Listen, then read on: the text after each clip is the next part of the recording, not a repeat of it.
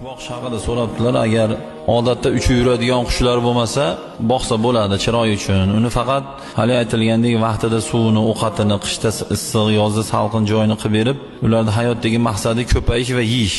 Shuni zo'r sharoitni qilib bersa, boqsa bo'laveradi deyilgan. Lekin odatda uchib yurib, o'lib qolmaydigan qushlar bor. Tabiiy uni qafasga solib boqishlik makruh deyilgan. Endi hali biz odatda qafasdan chiqarib yorsak, balki o'lib qoladi qushlarimiz. Chunki u bizni klimatga moslashmagan, u yeydigan narsalar bizda o'smaydi odatda.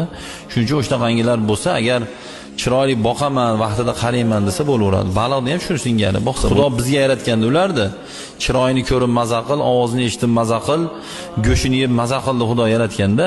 Biz uchun hamma narsa. Xalaqalakum ma fil ardi jami'an deydi Xudo. Yer yuzida hamma yo'q sizlar uchun deydi. Qo'ydi Xudo bizga yaratganda so'yib go'shini yesin deb. Otni bizga yaratganda maza qilib minsin deb. Qushni bizga yaratganda maza qilib sayrasini eshitib rohatlanib yotsin deb. Qushni qush uchun yaratmagan, biz uchun yaratgan. Quyoshni ham biz uchun yaratgan. Quyosh o'ziga kerak emas, bizga kerak. Hamma narsa biz uchun.